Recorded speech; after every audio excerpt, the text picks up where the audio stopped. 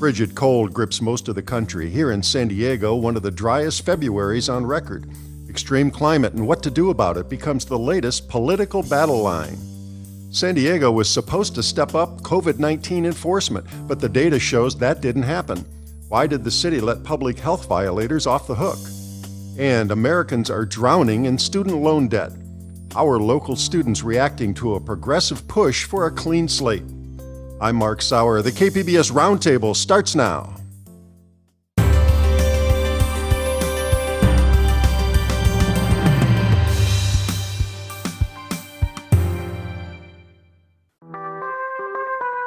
¿Qué onda, friends? In this edition of Port of Entry, we are telling the story of Charles and Giancarlo, two compadres who recently put together a graphic novel titled The Fracture. Along with this podcast episode, we are premiering Port of Entry Shorts, small video capsules of the stories we put together, and we have two to share. Catch us wherever you get your podcasts. Nos vemos pronto!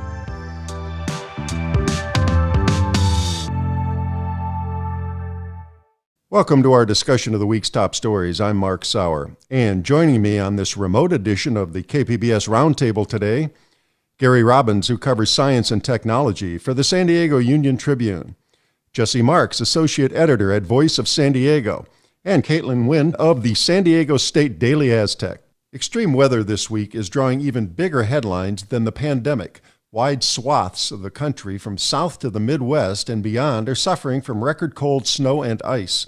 In San Diego and throughout California, meanwhile, we're still pining for rain. Here to explain is Gary Robbins, who covers science and technology for the San Diego Union-Tribune. Gary, welcome back. Oh, thank you, Mark. Well, the big news has been the big freeze elsewhere in the country. We'll get to that in a minute, but let's start locally.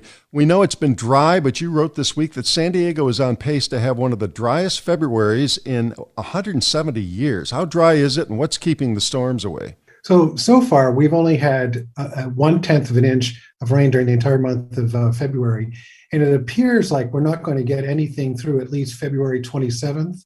There's an outside chance that we might get something on the 28th, but that's just not clear. The primary reason is that there's high pressure that is blocking the storms from dropping down the Southern California coast. And can we expect a significant shift in the weather pattern come March, a March miracle perhaps? You know, that is entirely a possibility because that's the way things have worked out historically. We've had so many years where we got to the end of February and we had very little rain, and then we've had these March miracles.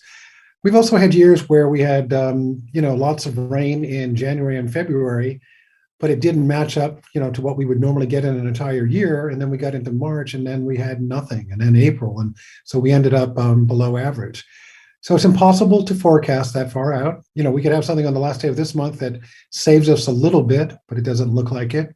But we certainly could have some real heavy storms in the month of March. 4 million residents earlier in the week were out of power in Texas. And of course, like everything else these days, that's become politicized. Republicans are saying a certain thing causes it. Let's talk about windmills. And then others are saying this is the oil and gas state. Hold on a second. Let's look where our power is coming from. Sort that all out for us if you can. Well, this is incredibly political. And I think back to the last debate, the last presidential debate, when late in the debate, the person who would become, President Biden, Joe Biden, said that he really wanted to do away with fossil fuels within some specific period of time. And people in Texas got very angry about that because there's so much employment in gas, natural gas and gas in that state. They are very heavily dependent on that. So when this storm came and power got knocked out to so many people, a lot of people, mostly conservatives, said, well, look at the wind turbines.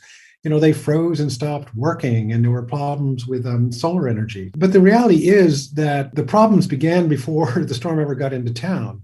The people that operate the independent grid in the state of Texas, which covers 90% of Texas, they did not accurately forecast how much energy was going to be needed by the people of Texas going into this series of storms. They were way off. In Texas, solar power and wind turbines account for approximately 11%, 11%. So they're the smallest portion of the energy budget in Texas. The rest of it is mostly gas. So when people say, well, the turbines froze, oh, woe is us, they're pointing to the smallest source of energy rather than pointing back to the grid. And then they had things like heavy winds that knocked down trees, which fell onto power lines, which took down electricity. So some of the reasons that the electrical units went out really didn't have anything to do with the turbines per se. It had to do with the wind and the lack of preparedness and how that mushroomed across the state. Right. They have had problems winterizing a lot of these systems there. You mentioned the turbines, which is a relatively small part of it. And of course, most of it is gas, the pipelines. A lot of it just froze up. Now, we've got Texas Republicans like Senator Ted Cruz, Lieutenant Governor Dan Patrick, and Attorney General Ken Paxton are all quick to blame Democrats. They're talking about the Green New Deal. You mentioned that and all. This really comes back to climate change. And in a way, I wonder if this cold snap there, and several people have died, it's a deadly thing, if this foretells the big battle and debate we're going to have over doing something about climate change, the pointing of fingers, the politicizing of it going forward. I think that it absolutely does. I don't see the conversation actually changing. I think we have to begin, Mark, by saying that it is really difficult to say how much climate change influenced any particular storm, if in fact it influenced that particular storm. But we have to look at the overall. And we do know that climate change is doing a lot of things. And it's not just causing heat in California and helping to spread wildfires. It also factors into cold weather. For example, a lot of people are saying, well, how in the world did all of this cold air get down into Texas? What happened there? Well, if you go up to the Arctic Circle, we have something called the polar vortex, which is this massive swirling, kind of like a ball of cold air, and it can expand. And in wintertime, it's not unusual for warm air to kind of filter into that region and really change the dynamics. And what it really does is causes the jet stream up there in the Arctic region to break down, and that allows the cold air to break out. That's why they call this an Arctic breakout. And this year, just an extraordinary amount of that broke out and went down through our country. And it went much farther, much deeper, much wider than it had in previous years. Is this event tied to global warming? I think anybody can make a defense of it or an argument for it, because again, we don't know about a single event. But collectively, everybody is worried that there will be increasing numbers of these kinds of events, just as they're worried about increasing numbers of droughts in California and serious wildfires in California. Now, for Ted Cruz, you may remember that last year he made fun of California, saying that, we couldn't even keep a civilization going because we had to have rotating power outages when the grid came down during the wildfires and the winds. Well, Texas has just experienced a different variation of it. So we're all kind of in a bad spot, and what they're going to need to do is have good, thoughtful politics to figure out how to improve these power grids, because many of them are ancient. They need a lot of work. And of course, all this is related to the other dominant news story, the coronavirus pandemic, because the weather is having an effect on vaccines and distribution and delivery here, even here in San Diego. Can you see that connection and the impact there, and look at the big picture for us? It really is a problem. To begin with, we have two vaccines that have to be kept at a certain degree, and it's a very cold degree, but, it takes a lot to take care of them. So shipping them across country can be a very difficult thing. And some of that shipping is occurring on ground transportation. I don't believe that all of it is air transportation. But any delay that goes on right now is a hurtful one, because these centers, particularly the UC San Diego centers, are just poised and ready to put needles in people's arms. And the same is beginning to become true of our local pharmacies. So we have people standing around waiting to inoculate people, and we're having trouble getting the vaccine into our county. And some of it does appear to be as a result of the bad weather. So one thing causes another, which causes another, and it could end up delaying some of the vaccinations that we have this week. Well, I've been speaking with the Union Tribune science and technology reporter, Gary Robbins. Thanks so much, Gary. Thank you, Mark. On January 22nd, 2,980 San Diegans tested positive for coronavirus. A month later, that total has dropped by more than 75% to about 700 cases a day. The welcome plunge in cases might be due to a number of factors, but a crackdown on those defying public health orders in San Diego is not among them. Here to explain is Jesse Marks, Associate Editor of Voice of San Diego. Jesse, welcome back to the Roundtable. Thanks, Mark. Well, start by reminding us what Mayor Todd Gloria promised back in December when coronavirus cases were skyrocketing. The hospitals here were getting overwhelmed. So on December 30th of last year, Gloria held a press conference. And if you remember at the time, Mark, the county was worried that a spike in cases was going to lead to, quote, a crush in ICU capacity, basically meaning they were worried that they were going to run out of availability for beds in hospitals. Public officials at the time were literally telling people to cancel their holiday plans. So Gloria comes out a day before New Year's Eve and he signs an executive order, which did two big things in my mind. One, it eased up on parking restrictions. And two, it also urged the police department to step up its enforcement of anyone who was blatantly defying public health orders against, say, illegal gatherings, maybe a restaurant that had indoor dining when it shouldn't.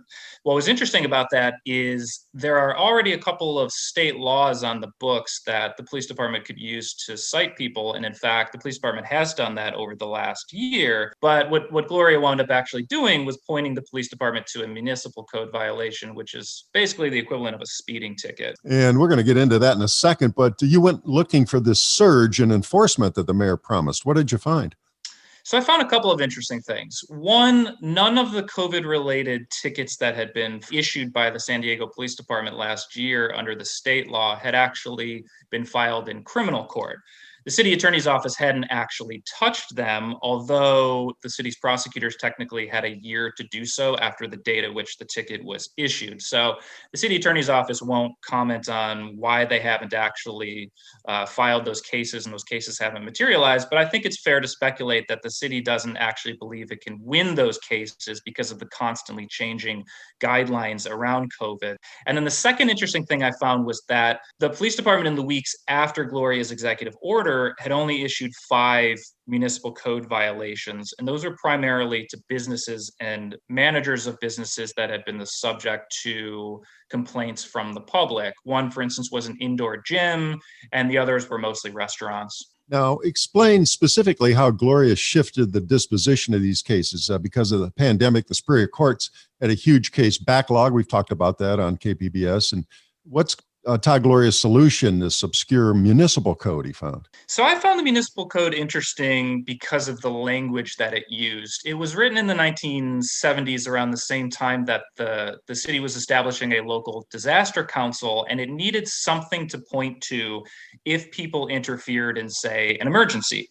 But what it did in the process was appropriate the language of a city under siege, essentially, by an invading force. So the language of the municipal code literally says people ought not give, quote, assistance to the enemy. So in this case, I guess the enemy is COVID. But more importantly, by shifting the enforcement of COVID away from the state law in towards the city law, Gloria was changing the route through which a ticket would be handled. Municipal code violations go to what's known as the traffic and minor offense court rather than the criminal court at the Superior Courthouse, which has a higher burden of proof.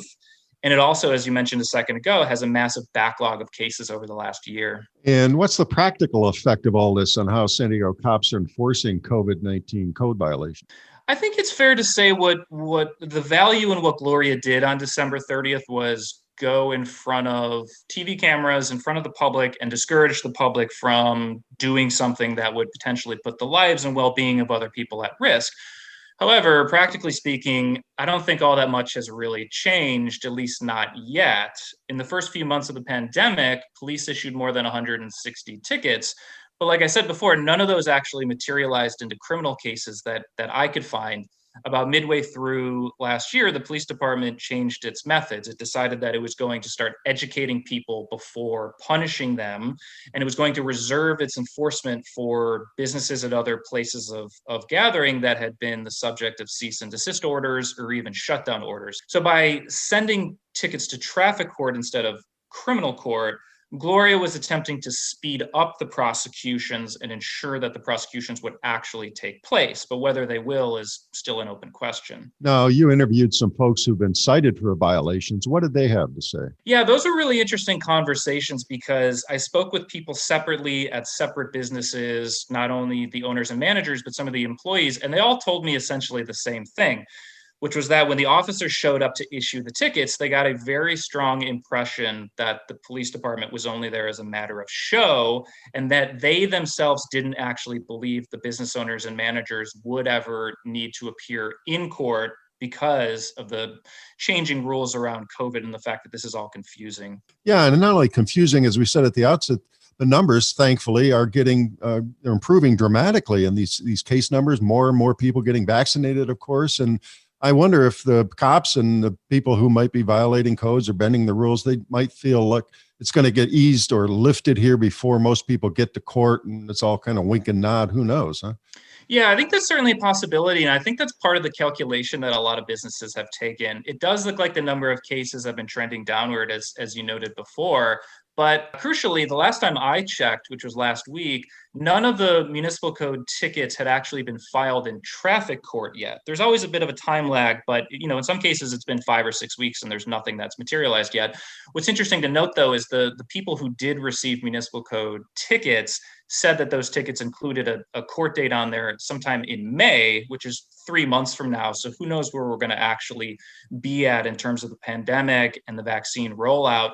But for what it's worth, I did relay that information to Gloria, and Gloria told me that he fully expects the police department to file the tickets in traffic court as soon as possible. So there's certainly political pressure being applied. Well, unlike with immigration or going way back to the draft and the Vietnam War, maybe amnesty won't be a nasty word in all of this. But finally, we do not have a mandate on mask wearing for everyone in public around here. What's the mayor saying about that? Enforcing such a mandate is a whole different matter from enforcement on restaurants and other businesses, right?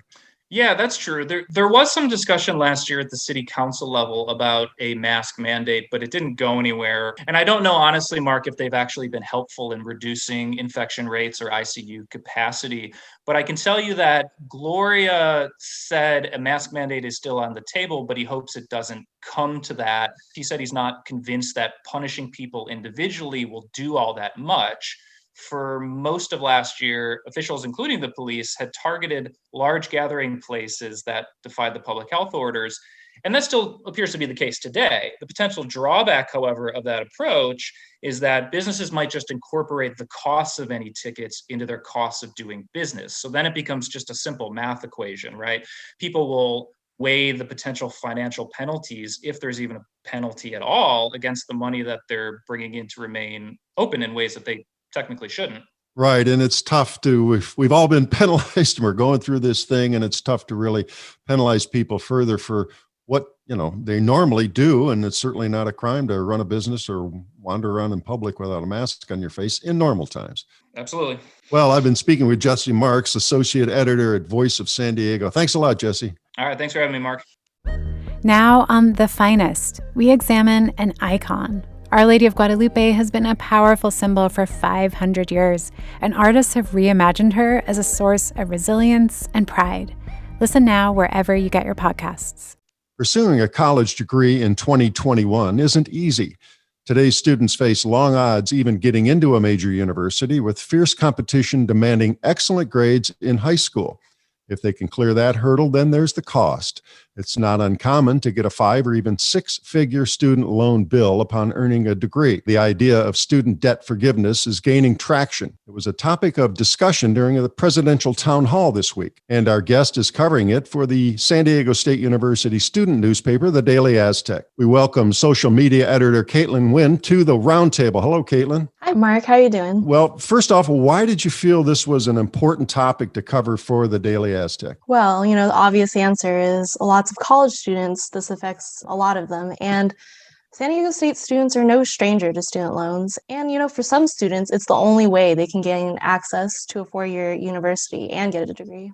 And in your story in the Daily Aztec, you write there's a recent drop in reliance on loans, at least at SDSU. Why is that? I found that really surprising because you hear so much that people get out, and I've talked to young people who are starting their careers who do have 6-figure loans, but is the university providing more scholarships? That's definitely a part of it. SDSU has been providing more scholarships and connecting students with more non-SDSU based ones. But I also think it's another trend of, we're seeing students are more educated on financial aid in the whole system. A lot of them know to seek grants and scholarships before taking out loans. And they're also learning the difference between subsidized and unsubsidized loans, as well as comparing different interest rates before they're committing to the loan. So they're getting pretty savvy about loans in general, it sounds like. Now, it's been a challenging year of remote learning during the pandemic, but one benefit has been the pause on student loan interest. How much is that helping students? Well, it does make some current students feel slightly less worried, but there's still that overall pressure of paying them off once they graduate.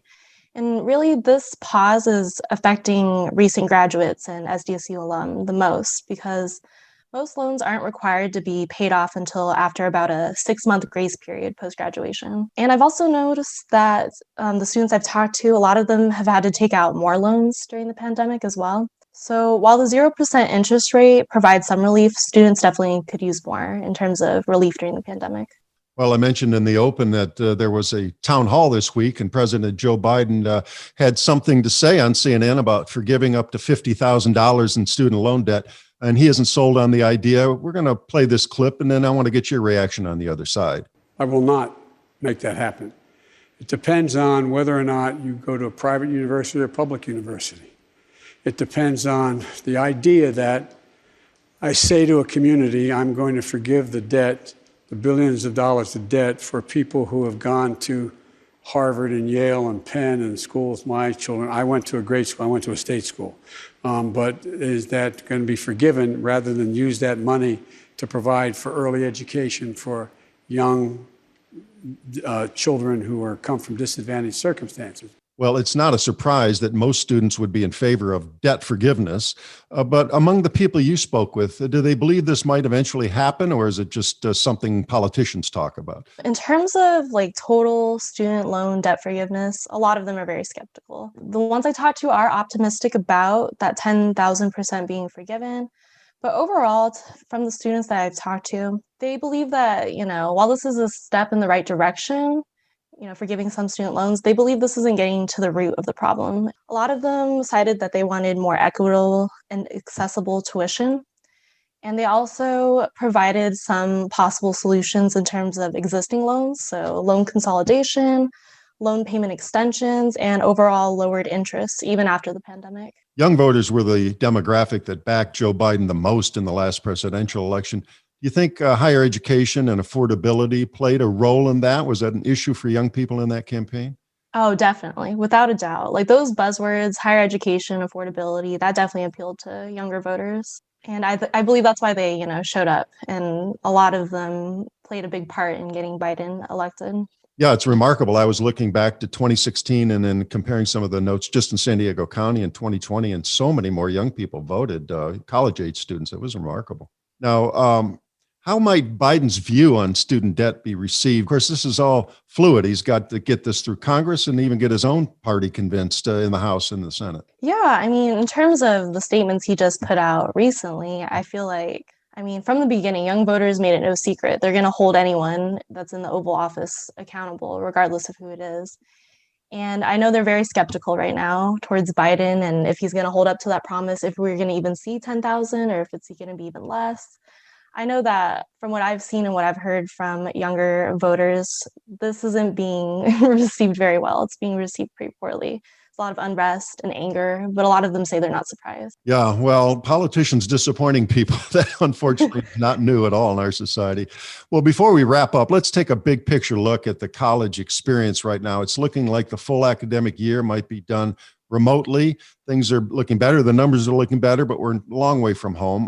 You focus on social media, which is where a lot of conversations happen. How are students at SDSU holding up? Has this been a struggle, or are they finding ways to make it work a year into this? They're holding on by a thread, honestly. They're feeling really burnt out even this early in the semester. They're having a lot of mental health issues. I know screen time has risen exponentially, and a lot of students also took the semester off because of that. And they're just saying that the quality of education just isn't the same online versus in person, which is understandable.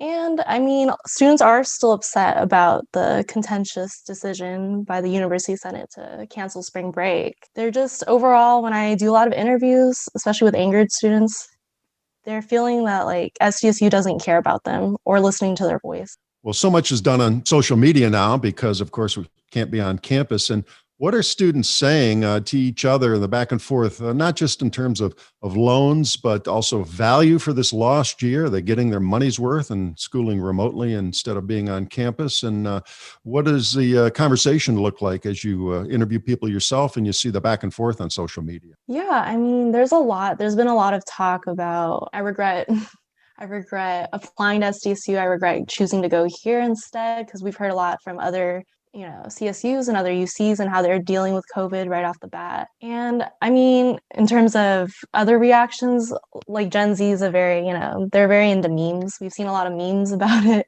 going around because, humor is the best way to cope with the communal suffering, if you will. People feel like the tuition price just doesn't match the quality of education we're getting. We don't understand why we're paying more. Our tuition was raised too, I think, in fall 2020 for I believe it was increased mental health services and more cultural centers. But obviously, we don't have access to that because we're not on campus. And it's still really hard to get mental health help online. Maybe when you get back to campus eventually, we might see some protests or marches or banners that say remote refund or something like that. Huh? Yeah, I mean, I seen a thing going around about how students can put input because President Della is getting evaluated. I've seen that go around. Like, not a lot of students know this, but you can actually submit your thoughts and your comments too. And so people have been spreading that on their Insta stories and sharing it on Twitter. I can imagine that she's probably getting an earful right about now. Well, I've been speaking with Caitlin Nguyen. She's the social media editor for the Daily Aztec at San Diego State University. Thanks, Caitlin. Thanks, Mark.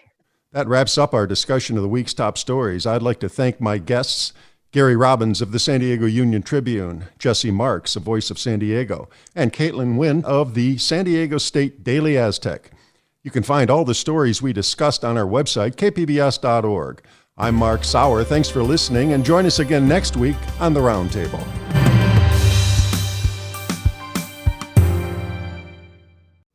Now on The Finest, we examine an icon. Our Lady of Guadalupe has been a powerful symbol for 500 years, and artists have reimagined her as a source of resilience and pride. Listen now wherever you get your podcasts.